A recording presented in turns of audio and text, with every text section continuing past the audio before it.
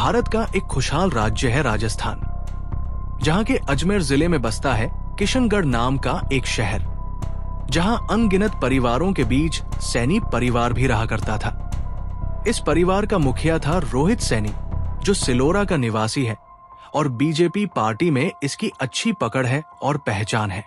ये इस political party के सिलोरा मंडल का महामंत्री भी है, जिससे आप समझ ही सकते हैं कि रोहित सैनी ना सिर्फ ऊंचे पद पे है, बल्कि धन दौलत में भी अच्छा खासा है। एक तरफ जहां प्रोफेशनल लाइफ अच्छी चल रही थी, वहीं पर्सनल लाइफ भी खुशगवार गुजर रही थी। रोहित सैनी की आज से ठीक 5 साल पहले शादी हुई थी और इसकी पत्नी का नाम था संजू सैनी। अब क्योंकि रोहित के पास धन दौलत की कमी नहीं थी, इसलिए संजू को भी किसी चीज की कोई कमी नहीं होती और दोनों हंसी खुशी रहने लगते हैं। और जल्दी ही इनकी ये खुशी और ज्यादा बढ़ जाती है जब संजू एक प्यारी सी बच्ची को जन्म देती है, जिसकी उम्र इस वक्त करीब 4 साल है। बच्ची के जन्म के बाद तो मानो पूरा परिवार खुशियों से झूम उठा था और सब कुछ बिल्कुल सही चल रहा था। इसी बीच तारीख आती है 9 अगस्त 2025। ये तारीख न सिर्फ इस केस के लिए जरूरी है, बल्कि पूरे भारत के लिए काफी खास थी, क्योंकि इस दिन रक्षाबंधन का त्योहार था। बहनें अपने भाइयों की लंबी उम्र के लिए उनकी कलाइयों पर राखी बांध रही थी और इसी खास पर्व को अपनी फैमिली के साथ मनाने और भाई को राखी बांधने के लिए संजू अपने मायके जाने का फैसला करती है और रोहित सैनी भी खुशी खुशी संजू को उसके घर भेज देता है। 9 अगस्त की रात संजू अपने मायके में ही रुकती है और फिर अगले दिन यानी कि 10 अगस्त को अपने घर वापस जाने का फैसला करती है। घर जाने से पहले ये रोहित को कॉल करके उसे लेने के लिए बुलाती है और कुछ देर बाद रोहित संजू को लेने आता है और दोनों गाड़ी में बैठकर अपने घर की तरफ निकल पड़ते हैं। लेकिन दोपहर के करीब 1:15 बजे पर एक वीडियो तेजी से वायरल होने लगती है, जिसमें एक शख्स अपनी बीवी की बॉडी के पास बैठा बुरी तरह से रो रहा था, जबकि पत्नी की बॉडी जमीन पर बदहवास हालत में पड़ी हुई थी। ये आदमी कोई और नहीं बल्कि रोहित ही था, जिसकी पत्नी संजू को किसी ने मार दिया था। पत्नी को खोने के गम में ये बुरी तरह से टूट जाता है और सड़क के पास ही बैठकर जोर जोर से रोना शुरू कर देता है। जब यहाँ से गुजरते राहगीर और आसपास के लोग ये नजारा देखते हैं तो उनके पैरों तले जमीन खिसक जाती है, जबकि रोहित इनसे गिड़गिड़ाकर यही गुजारिश करता है कि जल्दी से संजू को हॉस्पिटल ले चलो। 4 बदमाशों ने मेरी पत्नी को मार दिया है, उसका सारा जेवर छीन कर ले गए और मेरी गाड़ी भी उन्हीं के पास है। रोहित को पत्नी के लिए यूं रोता बिलखता देख गांव वालों की भी आंखें नम हो जाती है और उन्हें रोहित की बात 100% सही लगती है, क्योंकि सबूत के तौर पर सामने संजू की बॉडी थी, जिसके गले पर बुरी तरह से हमला किया गया था। इसके अलावा पास में ही एक चाकू पड़ा था और साथ ही एक तौलिया भी यहीं पर मौजूद था। रोहित की बात मानकर अब गांव वाले जल्दी से संजू को हॉस्पिटल ले जाने का फैसला करते हैं और किसी तरह से उसे आनन फानन में अस्पताल लेकर जाया जाता है। डॉक्टर जब संजू की ये दर्दनाक हालत देखते हैं तो उनकी भी रूह कांप जाती है, क्योंकि उसके गले पर बेरहमी से वार किया गया था। इसलिए डॉक्टर डिक्लेयर कर देते हैं कि ये अब चल बसी है। और जब ये खबर रोहित को पता चलती है तो उसका तो रो रो कर बुरा हाल हो जाता है।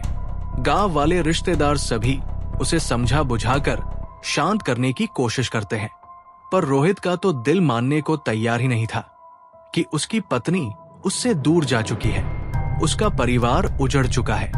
अब क्योंकि संजू की जान अननेचुरल तरीके से गई थी और काफी दर्दनाक तरीके से संजू को मारा गया था, इसलिए पुलिस भी तुरंत इस केस की जांच पड़ताल करने के लिए यहाँ पर आ जाती है। संजू के साथ क्या, कैसे और कब हुआ, इन सभी सवालों के जवाब सिर्फ और सिर्फ रोहित ही दे सकता था। लेकिन जब पुलिस रोहित को देखती है तो उन्हें कुछ भी पूछना सही नहीं लगता, क्योंकि संजू को खोने के बाद तो रोहित अपने आप को ही खो चुका था।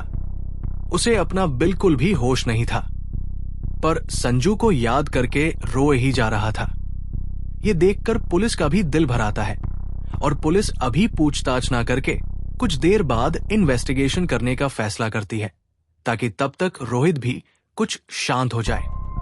कुछ समय गुजरने के बाद जब रोहित कुछ होशो हवास में आता है तो फिर पुलिस उससे घटना स्थल की एक एक जानकारी जानने की कोशिश करती है और रोहित भी पुलिस के साथ कोऑपरेट कर तसल्ली से पूरी कहानी सुनाना शुरू करता है और सबसे पहले अपना इंट्रोडक्शन एक बीजेपी नेता के रूप में देता है और फिर बताता है कि 9 अगस्त के दिन मेरी पत्नी संजू अपने भाई को राखी बांधने के लिए मायके गई थी और अगले दिन संजू ने मुझे हाईवे पर लेने के लिए बुलाया जहां बस ने उन्हें छोड़ा था। मैंने उन्हें वहां से पिक किया और हम दोनों गाड़ी पर बैठकर अपने घर की तरफ निकल पड़े। कुछ दूर चलते ही रोहित और संजू को एहसास हुआ कि कुछ बदमाश उनकी गाड़ी का पीछा कर रहे हैं। इससे पहले कि ये लोग कुछ कर पाते तेजी से गाड़ी के पास आकर उन बदमाशों ने रोहित सैनिक की गाड़ी को टक्कर मार दी। ये टक्कर इतनी जोरदार थी कि रोहित का बैलेंस डगमगा गया और गाड़ी गिरने के साथ साथ ये दोनों भी जमीन पर गिर पड़े। ये देखकर दोनों गुस्से से तिलमिला उठे, लेकिन इन्हें कुछ भी कहने और करने का मौका नहीं मिला क्योंकि एक बदमाश ने रोहित को पकड़ा और दूसरे ने संजू को अपने कब्जे में कर लिया और दोनों के साथ मारपीट करनी शुरू कर दी। संजू जितने भी जेवर पहनी थी जबरदस्ती उन्हें छीन लिया गया और जब संजू ने विरोध किया तो बदमाशों ने उस पर हाथ भी उठा दिया और मारपीट करने लगे। अपनी पत्नी के साथ ये सब होता देख रोहित सैनी को गुस्सा आ गया और जब उसने बदमाशों को रोकने और संजू को बचाने की कोशिश की तो एक बदमाश ने उसे धारदार हथियार दिखाकर धमकाना शुरू कर दिया, जिससे रोहित संजू की मदद के लिए ना जा सका। इसके बाद उन बदमाशों ने संजू को खूब फिजिकल टॉर्चर किया और उसके ऊपर बैठ गए और फिर तेज धारदार हथियार से उसके गले पर हमला करना शुरू कर दिया। बदमाशों ने संजू के गले पर इतने वार किए कि उसकी हालत बहुत बुरी हो गई और इसके बाद बदमाश जल्दी से संजू का सारा जेवर लेकर वहां से भाग गए। ये पूरा बयान रोहित ने पुलिस को दिया और आगे बताया कि बदमाशों के गाड़ी से फरार होने के तुरंत बाद ही वो संजू के पास पहुंचा, जो कि अब इस दुनिया में नहीं रही थी। संजू को इस तरह से देखकर रोहित की हालत बहुत ज्यादा खराब हो गई और उसने रोना पीटना शुरू कर दिया और बस इसी की आवाज सुनकर लोग जमा होने लगे। रोहित ने आगे कहा कि मैं अपनी पत्नी संजू को अपनी बाहों में भरकर अस्पताल लेकर आया था। आपकी तरह जब पुलिस ने भी इस पूरे मामले को सुना तो उन्हें भी ये लूटपाट का केस ही लगा, क्योंकि रक्षाबंधन के त्योहार के मौके पर महिलाएं जेवर वगैरह पहनकर बाहर निकलती हैं और इसी तरह संजू भी बदमाशों की नजर में आ गई। हालांकि रोहित का पूरा बयान लूटपाट की तरफ ही इशारा कर रहा था, लेकिन कुछ बातें ऐसी थी जो रोहित के गुनहगार होने की संभावना जता रही थी। दरअसल जब पुलिस ने रोहित से पूछा कि तुम्हारा क्या क्या सामान गायब हुआ है, तो रोहित बताता है कि वो लुटेरे मेरी बीवी के जेवर के साथ साथ उसका पैसों से भरा पर्स, घड़ी, मोबाइल, इस तरह की कई चीजें लूट कर ले। इसी बीच जब पुलिस संजू की बॉडी को चेक करती है तो उन्हें उसके गले में मंगलसूत्र दिखता है, जिससे पुलिस को ये समझ नहीं आता कि आखिरकार लुटेरे सारा जेवर लूटने के बाद इस मंगलसूत्र को क्यों छोड़ गए। यहीं से पुलिस के दिमाग की घंटी बजती है और फिर पुलिस रोहित सैनी से दोबारा सवाल जवाब करती है और इस बार रोहित चीजों को बदलना शुरू कर देता है, जिससे पुलिस का शक और गहराने लगता है। रोहित ने बताया था कि जिस जगह पर संजू को मारा गया वहां दूर दूर तक कोई नहीं था और ये एकदम सुनसान इलाका था, जबकि पुलिस इसे बताती है कि उस इलाके से तो दिनों रात कई गाड़ियां गुजरती रहती हैं, बसें भी वहां पे आकर रुकती हैं और संजू की जब जान गई थी वो समय भी दिन का ही था। ऐसे में वहां सन्नाटा होना काफी नामुमकिन सी बात है। ये सुनकर रोहित अपने बयान में बदलाव करके कहता है कि हाँ, वहां पर कुछ बसें आई थी पर शायद वो हमें नहीं देख पाई। सबसे ज्यादा पुलिस को जो बात खटकती है वो होती है मेडिकल रिपोर्ट। दरअसल रोहित ने बयान में कहा था कि लुटेरों ने संजू के साथ साथ उस पर भी हमला किया था, उसके साथ बेरमी से मारपीट की थी। इसलिए जब पुलिस रोहित का मेडिकल टेस्ट कराती है तो रिपोर्ट काफी चौंकाने वाली आती है, क्योंकि रिपोर्ट में ना तो कोई चोट थी और ना ही कोई जख्म। रिपोर्ट में कहीं भी ऐसे निशान का जिक्र नहीं था जो मारपीट या फिर जबरदस्ती के दौरान रोहित को मिला हो। यानी कि रिपोर्ट में रोहित को एकदम तंदुरुस्त शख्स दिखाया गया था और रियल में देखने पर वो एकदम ठीक ठाक लग रहा था। शरीर से लेकर चेहरे तक पर एक भी जख्म या खरोच के निशान नहीं थे। पर यह कैसे पॉसिबल था? क्योंकि रोहित का कहना था कि लुटेरों ने उसे खूब मारा, जबकि रिपोर्ट एकदम साफ थी। यही पॉइंट पुलिस का शक बढ़ा देता है। इसके अलावा भी कुछ सस्पिशियस पॉइंट थे जो पुलिस को परेशान कर रहे थे, जैसे कि संजू के गले में मंगलसूत्र का होना। रोहित के मुताबिक लुटेरे संजू का सारा जेवर ले गए थे, लेकिन फिर मंगलसूत्र क्यों छोड़ गए? ये बात भी पुलिस को काफी खटक रही थी। इन्हीं सब बातों से पुलिस रोहित पर शक करने पर मजबूर हो जाती है। इसलिए अब सच्चाई की तह तक पहुंचने के लिए पुलिस रोहित से बातचीत ना करके पहले उसके खिलाफ और ज्यादा सबूत इकट्ठा करने की कोशिश करती है और रोहित के कॉल डिटेल्स रिकॉर्ड्स को खंगालने लगती है। इस बीच पुलिस को एक नंबर मिलता है जिस पर पिछले काफी समय से रोहित की घंटों घंटों बात चल रही थी। दिन में तो बात होती ही थी, साथ ही साथ रात में भी हो रही थी, और पिछले 15 दिनों से तो कुछ ज्यादा ही देर तक बातचीत रिकॉर्ड की गई। लेकिन ये शख्स है कौन? जब पुलिस इस सवाल का जवाब जानने के लिए इस नंबर की डिटेल्स निकलवाती है, तब पता चलता है कि ये नंबर एक लड़की का है। ये जानने के बाद पुलिस को समझते देर नहीं लगती कि जरूर यहाँ भी पति पत्नी और वो वाली कहानी चल रही थी, और ये लड़की रोहित की गर्लफ्रेंड ही है। अब पुलिस जब आसपास के लोगों और करीबी रिश्तेदारों से रोहित के बारे में पूछती है तो खुलासा होता है कि संजू और रोहित के बीच काफी टाइम से लड़ाई झगड़ा बना हुआ था और 15 दिन से तो कुछ ज्यादा ही अनबन देखने को मिल रही थी। और इस लड़ाई की वजह थी रोहित की गर्लफ्रेंड, जिससे रोहित कहीं ना कहीं शादी करना चाहता था, और ये सब संजू बिल्कुल भी बर्दाश्त नहीं कर सकती थी। इसलिए दोनों पति पत्नी के बीच क्लेश बना हुआ था। ये सब जानने के बाद पुलिस समझ जाती है कि जरूर इस साजिश के पीछे रोहित का ही हाथ है, ताकि कि वो संजू को रास्ते से हटाकर अपनी प्रेमिका के साथ अच्छी जिंदगी जी सके। पुलिस एक एक सबूत को इकट्ठा करती है ताकि कल को रोहित अपनी पार्टी और ओहदे का फायदा उठाकर खुद को ना बचा सके। रोहित ने अब तक जितने भी बयान दिए थे और जहां पर यह घटना घटी वहां से जुड़ी जितनी भी बातें बताई थी, वो रियल सबूतों से बिल्कुल अलग और फर्जी थी। और सबसे बड़ा सबूत था वो टाइमिंग जब संजू की जान गई। रोहित ने जो टाइम बताया था वो पोस्टमार्टम रिपोर्ट की टाइमिंग से एकदम अलग था और करीब आधे घंटे का डिफरेंस आ रहा था। बस इन्हीं सब बातों को एक ताकतवर हथियार की तरह रोहित के खिलाफ इस्तेमाल कर आखिरकार पुलिस ने रोहित को दबोच लिया और पुलिस स्टेशन लाकर इससे सख्ती से पूछताछ की गई। हर मुजरिम की तरह रोहित ने पहले तो पुलिस को घुमाने की कोशिश की, पर सारे सबूत उसे ही कसूरवार ठहरा रहे थे। इसलिए रोहित ज्यादा देर तक टिक ना सका और सारी सच्चाई उगल दी।